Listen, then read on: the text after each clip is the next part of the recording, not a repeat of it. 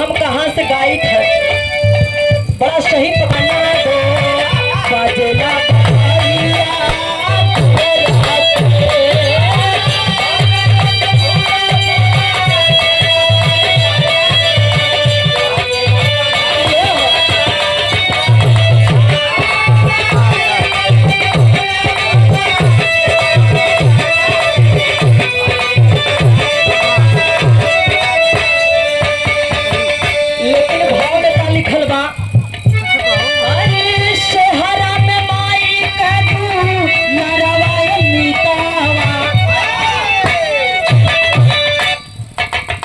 हमारे विकास बाबू की तरफ से दानोपुर बाजार से 101 रुपया का पुरस्कार बा। बबुआ के ढेर सारा आशीर्वाद बा।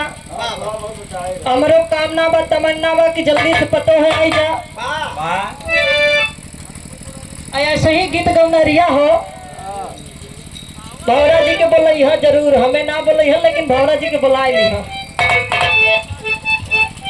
ए बबुआ कहे से कि हम ना गा पाई, हम तब परछना दुल्हिया उतारे में रह जब पतो है आई ना तो खुशी अलग रही। ए भैया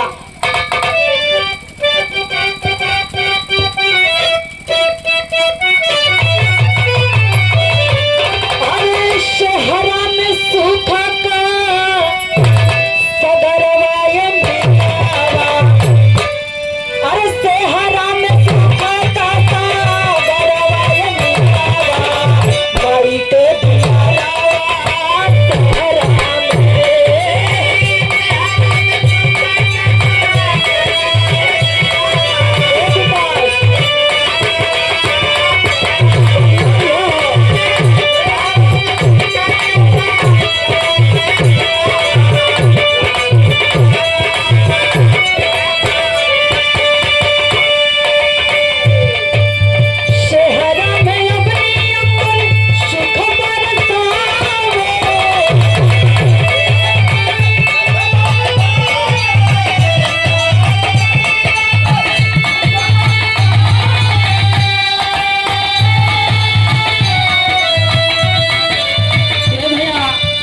शहरा में।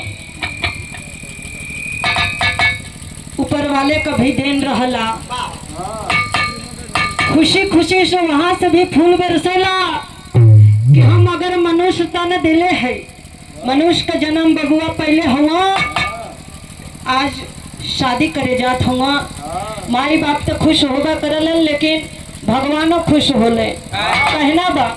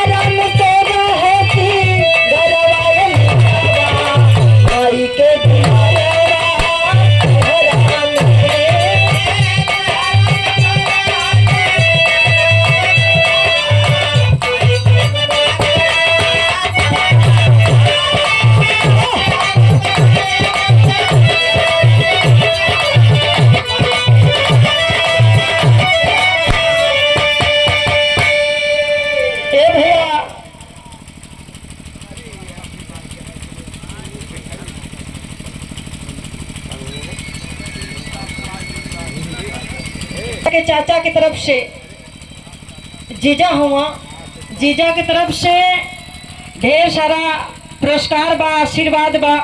जीजा के पलकी प्रणाम बाटे। एक ओरी से कई ओर से भी होला का पलकी। ए भैया बड़ा बढ़िया रिश्ता से आशीर्वाद मिलल हो। हम तो कई लोग अपना चिन्ह था, लेकिन ना जीजा भी देखत हुआ कि केकरे संगे ना इंसाफी होता।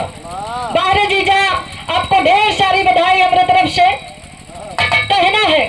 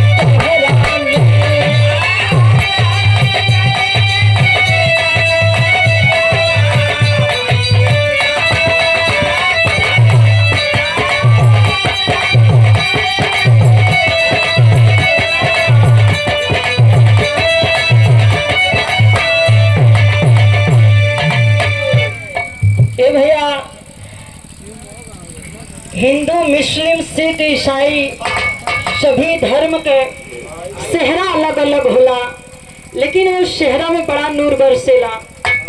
आगे कहना बका,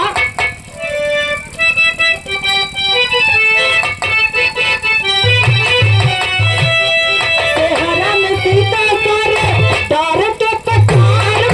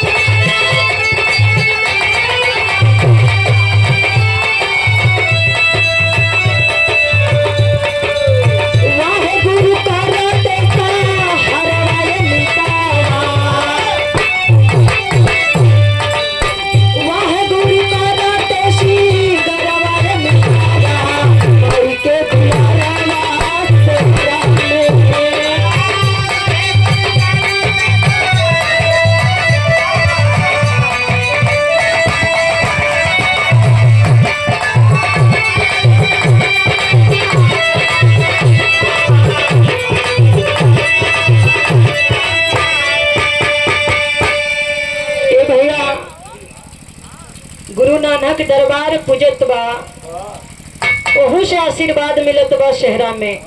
लेकिन आगे का लिखल बा मास्टर,